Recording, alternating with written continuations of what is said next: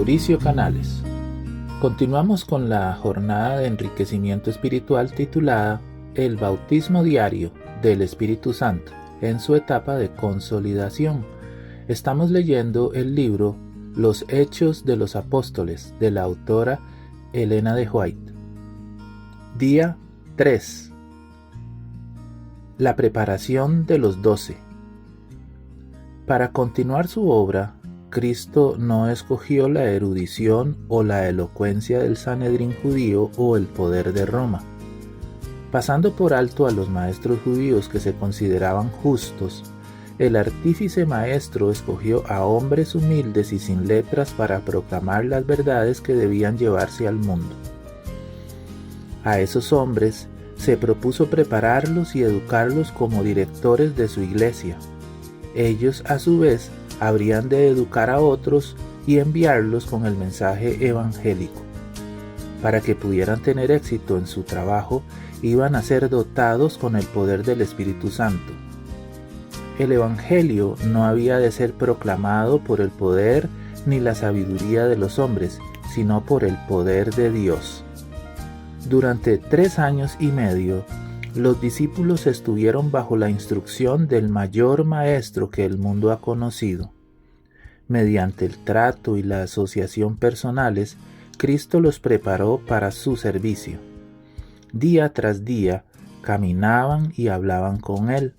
Oían sus palabras de aliento a los cansados y cargados, y veían la manifestación de su poder en favor de los enfermos y afligidos. Algunas veces les enseñaba sentado entre ellos en la ladera de la montaña, algunas veces junto al mar o andando por el camino, les revelaba los misterios del reino de Dios. En todo lugar que hubiera corazones abiertos a la recepción del mensaje divino, exponía las verdades del camino de la salvación. No ordenaba a los discípulos que hagan esto o aquello, sino que decía: seguidme.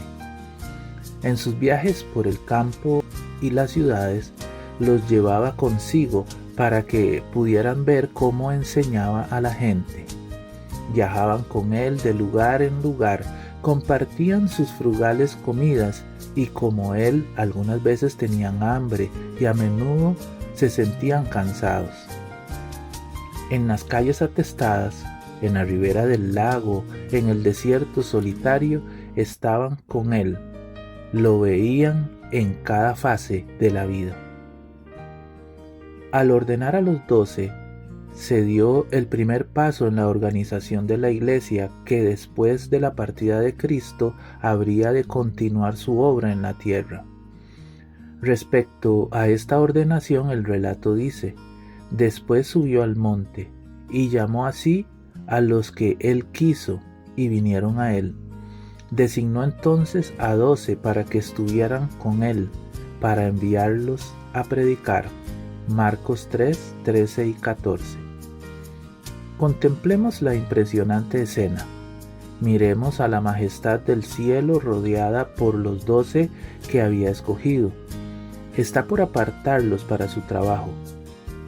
Por estos débiles agentes, mediante su palabra y espíritu, se propone poner la salvación al alcance de todos. Con alegría y regocijo, Dios y los ángeles contemplaron esa escena.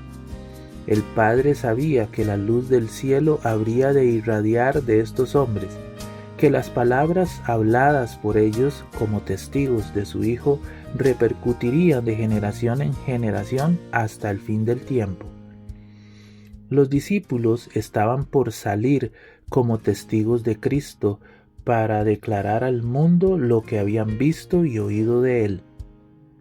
Su cargo era el más importante al cual los seres humanos habían sido llamados alguna vez, siendo superado únicamente por el de Cristo mismo. Serían colaboradores con Dios para la salvación de los hombres. Como en el Antiguo Testamento los 12 patriarcas eran los representantes de Israel, así los 12 apóstoles son los representantes de la iglesia evangélica. Durante su ministerio terrenal, Cristo empezó a derribar la pared divisoria que existía entre los judíos y los gentiles y a predicar la salvación a toda la humanidad. Aunque era judío, trataba libremente con los samaritanos y anulaba las costumbres farisaicas de los judíos con respecto a ese pueblo despreciado. Dormía bajo sus techos, comía junto a sus mesas y enseñaba en sus calles.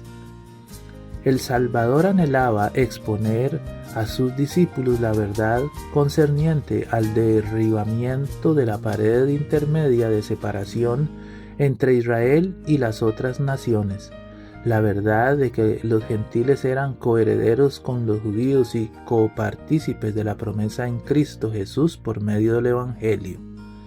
Efesios 2, 14 y 3, 6. Esta verdad fue revelada en parte cuando recompensó la fe del centurión de Capernaum y también cuando predicó el Evangelio a los habitantes de Sicar. Fue revelada todavía más claramente en ocasión de su visita a Fenicia, cuando sanó a la hija de la mujer cananea. Estos incidentes ayudaron a sus discípulos a comprender que entre aquellos a quienes muchos consideraban indignos de la salvación, existían almas ansiosas de la luz de la verdad. De esta manera, Cristo trataba de enseñar a sus discípulos la verdad de que en el reino de Dios no hay fronteras nacionales, ni castas, ni aristocracia, que ellos debían ir a todas las naciones y llevarles el mensaje del amor de Dios.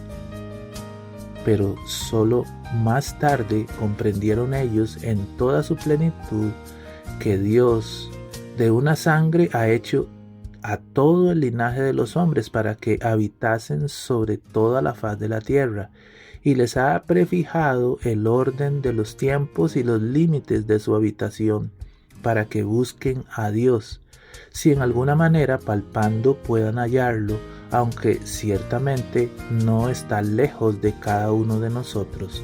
Hechos 17, 26 y 27. Y ahora recuerda, orar por el bautismo diario del Espíritu Santo, orar por tus familiares y amigos, vivir en la presencia de Cristo, dar testimonio del Evangelio y diezmar y ofrendar de manera sistemática. Que Dios te bendiga. Recibe un abrazo.